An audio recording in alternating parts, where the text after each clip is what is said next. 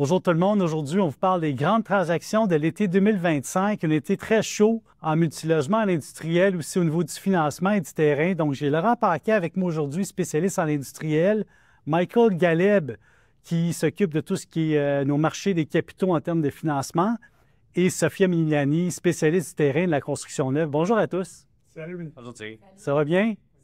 Un été très occupé? Très chaud. Laurent, parle-nous d'une grosse transaction là, qui s'est passée en industriel. Qu'est-ce qui se passe en industriel cet été? En industriel, ça bouge beaucoup, mais aujourd'hui, ce n'est pas une transaction industrielle qui a retenu mon attention, OK? C'est la transaction que Luc Poirier a faite en juin 2025, donc ça vient d'avoir lieu. C'est les immeubles à bureaux à Laval, donc le plus gros emplacement pour les immeubles à bureaux là, qui est à Laval. On parle de plusieurs tours ici. C'est une vente totale de 72 millions, OK? Mais qu'il avait été confectionné avec une vente au même moment que la vente, il y avait un terrain qui était vendu séparément pour 19 millions de dollars plus ou moins. Fait qu'il se retrouvait juste avec les immeubles à bureaux. Puis ici, le plan de match, c'est relever le taux d'occupation des immeubles. C'est le plan de match puis le pari que M. Poirier a fait. Puis on sait qu'il réussit quand même toujours bien ses projets. De monter à 85 minimum le taux d'occupation.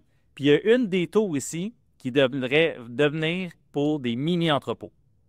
Fait qu'on le voit, là, les mini-entrepôts. D'ailleurs, Luc Poirier qui a starté un fonds, j'ai déjà parlé là-dedans. Fait que ça, c'est un autre guest qu'ils font. C'est bien situé à Laval. Le taux, il est très, très cher, le taux locatif par mois pour les mini-entrepôts.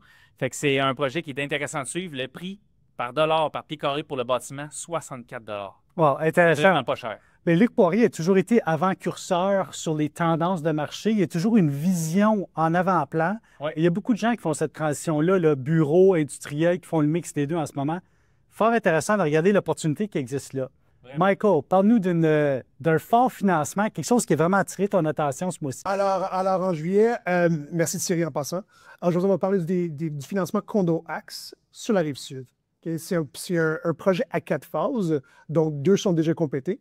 La première phase en 2019, 46 unités. Deuxième phase en 2023, 96 unités. Là, pour les deux prochaines phases qui sont à bâtir, ils ont un financement de 40 millions, inscrit 50 millions avec une échéance en 2026, qui a été financé par le CMLS avec un syndicat bancaire, syndicat d'investisseurs. Alors, la raison que cette transaction est importante pour moi, c'est que, comme d'habitude, de structure, il y a des cautions sur les baux, les propriétés, les assurances, etc. Mais aussi, c'est que ça démontre que l'appétit du marché reste particulièrement dans le multilogement et surtout pour le locatif. Ce qui est intéressant aussi, c'est qu'il y a un appétit dans le marché en dehors du réseau bancaire traditionnel pour des transactions de grande taille, mais aussi à court terme. Alors, ce qu'il faut ça reste dans notre tête pour cette transaction-là, c'est que sur le marché québécois, surtout, c'est qu'on est prêt à financer des grands projets, on est prêt à les financer à court terme aussi, si ce sont des projets solides avec une opportunité de croissance.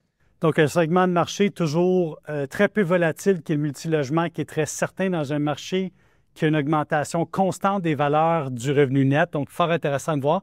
C'était qui le syndic intéressant? Alors, le syndicat bancaire, c'est le seul qu'on sait en plus, c'est que First National est dedans, avec d'autres investisseurs privés qui ne sont pas disposés.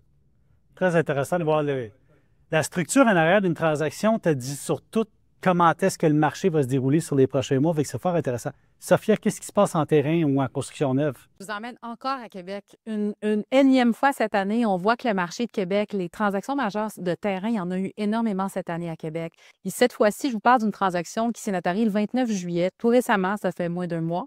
Donc, cette transaction, c'est 15,8 millions de dollars, un terrain d'environ 134 000 pieds carrés, un coût de 117 $ le pied carré. On augmente encore au prix du pied carré en termes de terrain.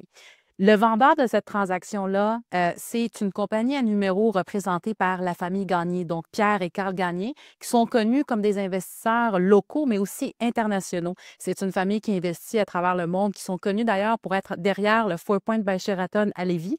Ils sont connus aussi pour investir dans le récréatif, dans les projets résidentiels et aussi surtout dans le tourisme.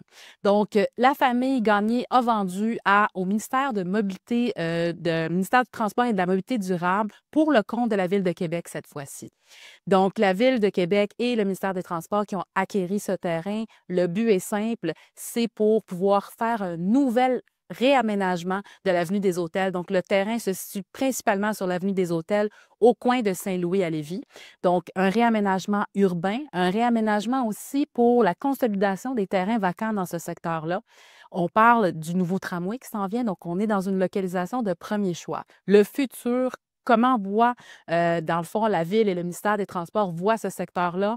Donc, élargissement de l'autoroute, nouveau tramway, nouvelle gare. Ils vont faire aussi un pôle pour pouvoir avoir un passage piétonnier, cycliste et aussi un nouveau pont pour les autobus dans ce secteur-là. Donc, c'est vraiment un terrain qui a été acquis dans le but de faire un réaménagement du secteur, une consolidation des services municipaux et aussi, surtout, pouvoir ouvrir la porte à de nouveaux hôtels qui vont venir s'installer dans ce secteur-là. Parce qu'il ne faut pas oublier que dans ce secteur-là, le zonage est très mixte. Actuellement, il y a un zonage résidentiel, industriel, commercial et récréatif aussi. Donc, on va voir aussi un zonage hôtelier qui va aussi pouvoir pérenniser dans le secteur. C'est vraiment la consolidation de l'entrée de la Ville de Québec. Donc, Québec veut devenir un pôle pour accueillir plus de tourisme. On l'a vu dans la dernière année, je ne sais pas si vous avez vu un petit peu, mais Québec devient de plus en plus populaire pour les visites, même pour les touristes internationaux. Québec commence à être quelque chose... On vient souvent encore à Montréal, les touristes, mais il y en a beaucoup qui vont à Québec. Et je pense que c'est ce que Québec veut faire et aussi améliorer surtout les transports en commun. Très intéressant. Fait que le cadre bâti à Québec est de faible densité. Lévis, qui est la porte d'entrée où il y a beaucoup de terrains disponibles, beaucoup d'opportunités de développement. Québec voit dans Lévis le petit Québec, dans le fond, ou le nouveau Québec. Hein? Si on vient par le sud, on veut traverser le pont. C'est une question d'accessibilité, c'est une question de transport en commun, mais c'est aussi une question de développement durable pour la Ville de Québec d'aller vers ces terrains-là, d'en faire quelque chose de fort intéressant. 117 le pied carré, incroyable. Je vais vous parler maintenant des transactions immobilières multi-logements. Donc, qu'est-ce qui a marqué la dernière année, au fait, c'est qu'on a vu une baisse importante du volume transactionnel d'environ 14 depuis le mois d'août, si on regarde les 12 mois précédents. Une baisse de 14 en termes de volume, mais une augmentation du prix de la porte. Donc, ça veut dire quoi? Ça veut dire qu'en théorie, on s'en irait vers un marché où est-ce qu'il y aura moins d'opportunités disponibles sur le marché, mais un prix de la porte plus élevé, donc une offre à demande différée. Ceci étant dit, tout ça s'explique par le fait qu'il y a un an, il y avait un changement réglementaire au niveau de la CHL et que, au fait, tous les propriétaires ont voulu refinancer des actifs et ça crée un goulot d'étranglement, ce qui a fait en sorte qu'il y a beaucoup de volume transactionnel là, qui s'est passé sur le marché. Une transaction majeure, le 3660 Thorn Crescent, dans le ghetto McGill, au centre-ville de Montréal, 29 unités, 5 étages. Donc, situé dans la cour du stade Molson, directement, là, quasiment sur Molson et McGill.